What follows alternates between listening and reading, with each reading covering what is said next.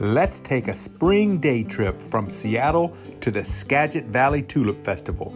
If you've ever dreamed of visiting the tulip fields in Holland, but can't quite make it to Europe, the next best thing is right here in the Pacific Northwest. We'll start the day with a cozy breakfast at Calico Cupboard in Mount Vernon, then wander through the breathtaking blooms at Rosengarde and Tulip Town. After that, we'll grab a delicious lunch at Koa Mexican Eatery, explore the charming town of Lacaner, and finish the day with a giant scoop of ice cream from Snow Goose Produce. Come along with us for a colorful, flower-filled adventure. Let's go!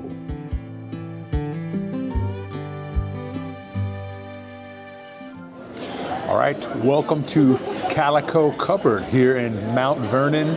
And when you come to town and you want to go visit the Tulip Festival, a great way to start it is by getting a breakfast and fueling up here at the Calico Cupboard. And they're famous for their cinnamon rolls. And I want you to look at this giant thing. This is the, I think the traditional, and it is huge. They have a couple different kinds. They had another one we were thinking about getting called maple bacon.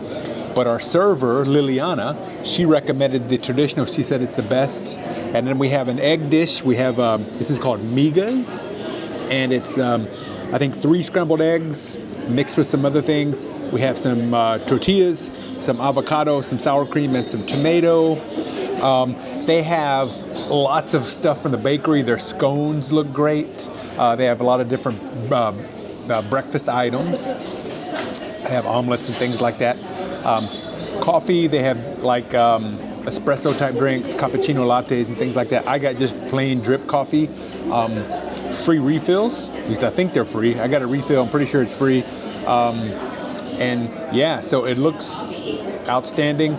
Now keep in mind, it's busy. We're here on a Wednesday morning. We got here around 9:30 and we had to wait 15 minutes to be seated. And it's really full. They have 2 levels. The ground floor, which we're on now, is pretty completely full. The upper level, which I guess they open on the weekends, is not open now, so there's no one up there, but it is busy. So if you're coming on the weekend, just be aware that you want to get here. I would recommend getting here as soon as they open to get a place. If not, you're probably going to be waiting for a while. The cakes look, so in the bakery, not only they have the cinnamon rolls and scones, they also have some outstanding looking cakes. They have a peanut butter pie, which I really want to try. It looks delicious. So all the food looks really good. I can't wait to dig in and see what it's like. But Calico Cupboard, I keep wanting to call it Calico County, but it looks great. And I think it's a great way to start your day here in Mount Vernon. Okay, so we finished the migas, the egg dish, and it was really tasty. We made little breakfast tacos out of with the tortillas and put some hot sauce on there. Quite good. Had eggs and beans and cheese, and it was really tasty. What we've been waiting for is the main attraction here, this giant cinnamon roll. We're ready to dig into this thing. And yeah, look at that. Can't wait. Look at that. Wow. So that is really good. It is very sweet. There's a lot of sugar in the frosting. I like it. It's quite good. It melds in good with the cinnamon roll. Now, of course, the center of the cinnamon roll is always the best. We'll find out when we get there how good the inside is, but it's really good. Fluffy on the outside. Nice. Goes great with the frosting and with a cup of coffee to wash it down with. It's pretty awesome. So I think it was a good choice to get the traditional one. And I think when you come to Mount Vernon, you got to stop in and give it a try. Make sure you share. And share it. Yeah, so I am not going to eat this whole thing by myself. I'm going to share this with Betty, who will probably eat most of it, by the way.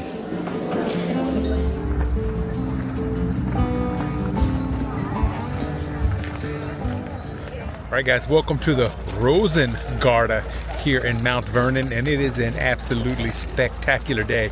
Beautiful mid-April weather here in Western Washington. And just a couple of tips. We got here, it's like 10:30 in the morning, and midweek we're on a Wednesday, and there was already some lines. It's pretty busy to get in here. So I recommend that you purchase your tickets online or bring cash, because there's two separate lines to come in, and the line to pay with credit card, which we were in, is significantly longer than the line for people who've already purchased their tickets online, or if they want to pay for cash. Now today it wasn't too bad, but I would imagine on the weekend, Saturday and Sunday, it's going to be really long. So just go ahead and purchase your tickets online, and I think you'll be happy you did. Also, I was looking yesterday online, and I didn't buy tickets, but as I was looking, I was fairly certain there were several discounts available. At the counter here, they told us that they have no discounts whatsoever at the counter, but I think there were some online, so you might save yourself a little bit of money if you purchase them online too. And also, I think you can bundle them together, so you can buy tickets for this garden and tickets maybe for another garden together, and probably save a little money as well. You can't do that here at the ticket counter, so yeah, I recommend buy your tickets online, and you probably save some time and some money. All right, we haven't been to the gardens yet. They look beautiful from a distance. We're going to go check them out and get some nice footage for you, and share this beautiful day with you from Western Washington. No dogs, no Oh yeah, drones. so there's no dogs allowed in this park except for service animals, and no drones. So if you want to bring your drones and get some footage, you're out of luck here at the Rosengarten.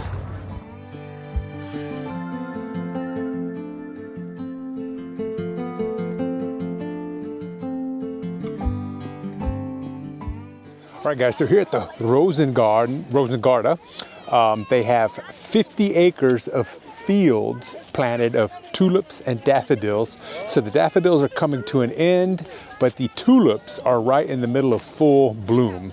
Now, in comparison to Keukenhof in the Netherlands, they have 79 acres. I think it's like 9 acres of display gardens and 70 acres of fields. So they are bigger than this particular garden here, but absolutely stunning. Look at the colors, just amazingly beautiful. And I guess from what I understand, they do not sell the tulips here.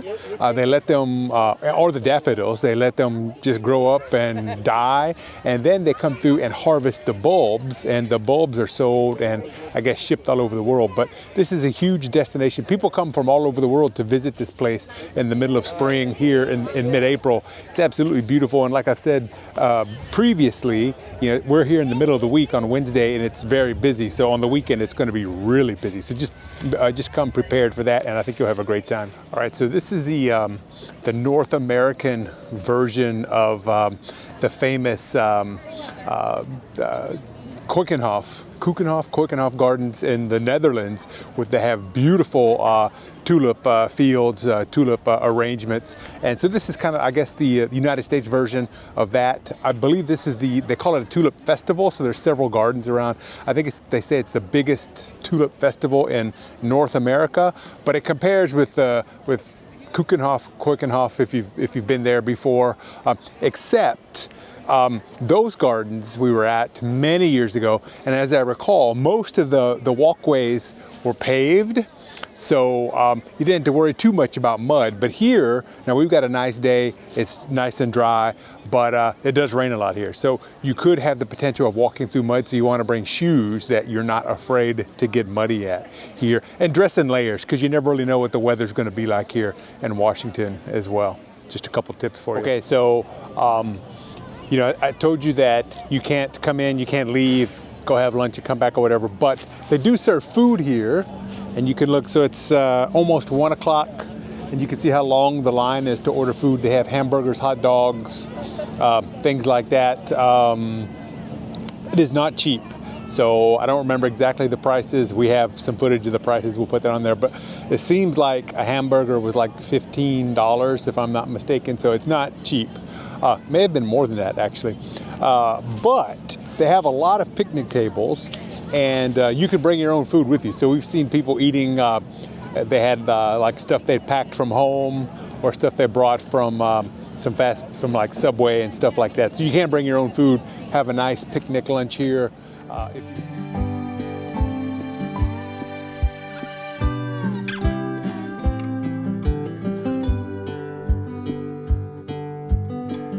the tulip town. So we left Rosengarda and drove over here. It's a few miles away, I would guess 3 or 4 miles away. And you know, the weather changed pretty drastically. I mean, it's still sunny, and still the temperature's still the same, but it got extremely windy. So I couldn't really talk outside because it is so windy out there. And here it's smaller. The normal entrance fee is $20. They do have a discount for seniors and military, so it makes that $18. But it's a much smaller garden.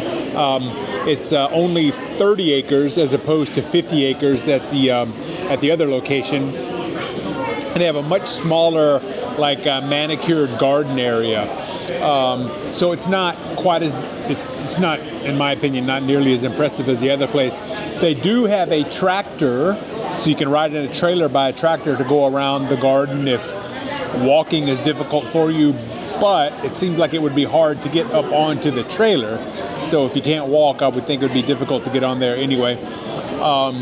They have this nice indoor area. This is pretty nice. They have a cafe, selling hamburgers and hot dogs, stuff like that. They have a beer and wine garden, so you can get a beer. $9 for a glass of beer, $8 for a glass of wine. You can buy bulbs. And they have like a little indoor, a very small indoor area, observation area, I guess, little garden area, if it's raining outside. So, yeah, it's nice. It's pretty, but honestly, coming from the other place, it's a little underwhelming, to be quite honest with you. But it's still nice to. But if you are a pet person, you can bring your pets here. So over at the other location, you cannot bring pets. You can bring your pets here. So if that's important to you, then maybe this is the place for you. I'm not sure why, but you can smell the fertilizer here, if you know what I'm talking about. They use, it smells very farm fresh. Today anyway, I'm not sure if it's like that every day, but today you go outside and it definitely smells like you're on a farm. And we didn't experience that at the other location. So there you have it. You can bring pets, but it might be a little smelly. They have a nice garden setup, but again, compared to the other place, it's not quite as impressive. All right, so after watching or looking at all of those beautiful tulips, we worked up an appetite, so we came to Koa Mexican restaurant in Mount Vernon. And Koa is a tool that they chop up the agave plant to make a mezcal. There you go. So interesting. It looks like a hole. They have some of them hanging up. But this is, what is this called? Look at this bubbling pot of deliciousness we have here. I can't remember what it's called. What was it called? I don't know, but it's for 2 people. You can see it has shrimp in it, has carne asada, has chicken, has, has cactus plant and some peppers, and we have some beans and rice, guacamole, sour cream, and some tortillas. And this looks fantastic. Can't wait to dig in. So we were recommended to try this restaurant by a local, someone who lives here. They live in Seattle now, but they grew up here, but they live in Seattle now. But they said we need to come try it, check this out after we tour the tulips, after we tiptoe through the tulips, come here and have a delicious meal, and it looks great. Can't wait to try it. Okay, so we just had lunch, or I guess late, maybe early dinner, I don't know, so it's pretty late in the afternoon. But we just had a meal here at Koa, Mexican eatery and tequileria, so they make their own tequila here, actually. We had a dish, and I cannot remember what it's called, but it was a big bowl of like a huge lava rock bowl that was bubbling with camarones, carne asada, chicken, pollo a la parrilla, I think it's called, and it was bubbling, and it had like some cactus in there as well with rice and beans. Excellent, very good. It was for 2 people, $40 for the bowl. It was definitely enough for both of us. We are both full. Also had some coffee, and yeah, it was a very good meal. And our server, Ashanti, she was very nice, and she recommended a place for us to go to get some ice cream in La Conner, which is right down the road. So that's where we're going right now.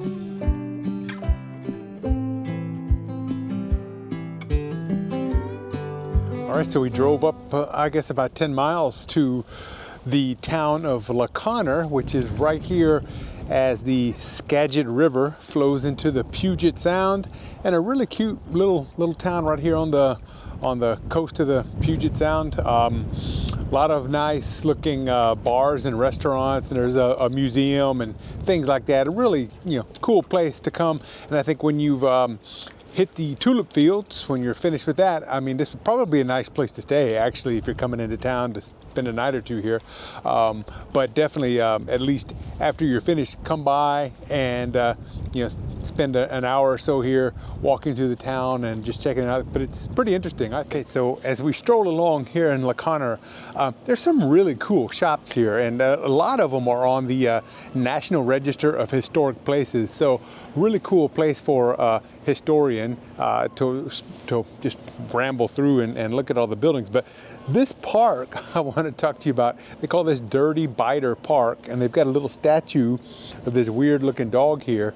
And so I was reading the plaque, and funny story. So this dog, there was a real dog, they called him Dirty Biter, lived here from the early 1970s to the early 1980s. And he had a malformed mouth. I guess he had a broken jaw when he was a puppy, but grew up here in the town. And he was kind of like the town mascot, kind of like the town dog. He had his own place in one of the local bars, and he would go there. Apparently, he would stay there like every night until the place closed, and then he would go home with like a different person every night. So he's always going to someone else's house. They said whoever needed a dog for the night, he would go home with them. He loved to beg for food, and I guess was just loved by the town. And so when he died, they missed him so much, they dedicated this little area to him, called it Dirty Biter Park, and made this little statue for him. So kind of a cool story here in La Conner. Okay, so to round out our Skagit Valley tour, we came here to Snow Goose Produce, and several people have told us we have to come here to get ice cream. And look at this double ice cream. We have huckleberry and I forget what's on top. Everybody told us that it was good, and here we go. Delicious. Excellent ice cream here at Snow Goose Produce. All right. Believe it or not, Betty and I actually finished all of that ice cream, and it was too much. In hindsight, so that was a double scoop. We were warned not to get a double scoop. What we should have done, what we were advised to do, some very nice people in line with us told us to get a single split, and that would have been the best thing to do. But of course, Betty wanted to go big. She said, we got to go big or go homely. So she ordered the double scoop for us. It was good, really good. Too much ice cream. Probably if you've got 4 people, the double scoop would be good. But just for the 2 of us, it was too much. It was the best value. It was $11 for the double scoop. If you get a single scoop of $7.50, a single split. So you can get like basically half of a scoop. Basically, you get a single, cut in half, so you can get 2 different flavors. So basically, that's how you can get 2 flavors in one scoop. And it's $8.50. And it's $8.50. So we got the best bargain for our money. I wish we'd had a couple other people to share it with, because that's a lot of dairy product, let me tell you. A lot of sugar. A lot of sugar.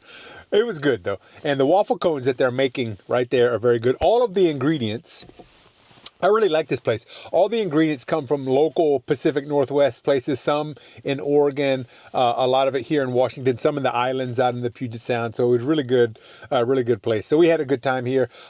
They close at 6. It is 6:30 now, and there's still people in line to get ice cream.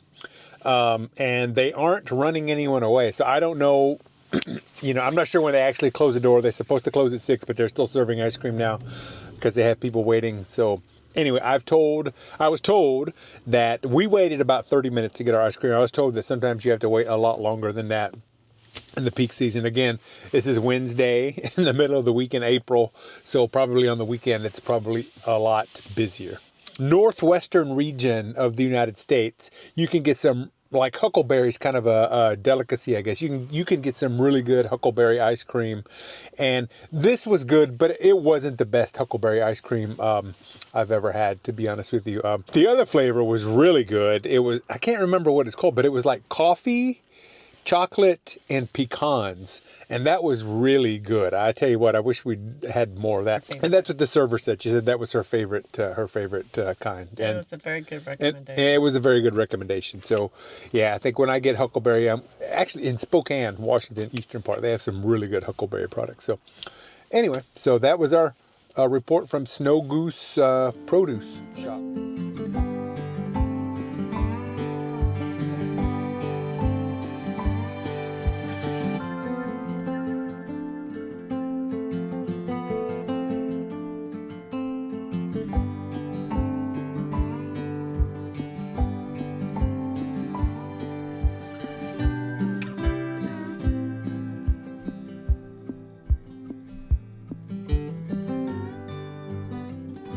Okay, so we're wrapping up our day of visiting the Skagit Valley, and we came up here for the Skagit Valley Tulip Festival, and so we hit 2 of the major tulip fields. We left Seattle this morning around 7:45, and it took us a little over an hour to get here, so not too bad. Traffic wasn't bad. We stopped and had a great breakfast at, what's that place? Calico Cupboard.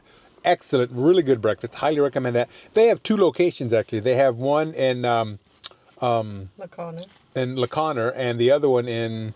We were in Mount Vernon. In Mount Vernon. So Mount Vernon or LaConner, and then went to Rosengarten, which is the biggest tulip field. It's 3rd generation family. The original people who founded it, from what I understand, immigrated from Holland, so from the Netherlands, where they have the huge tulip field there.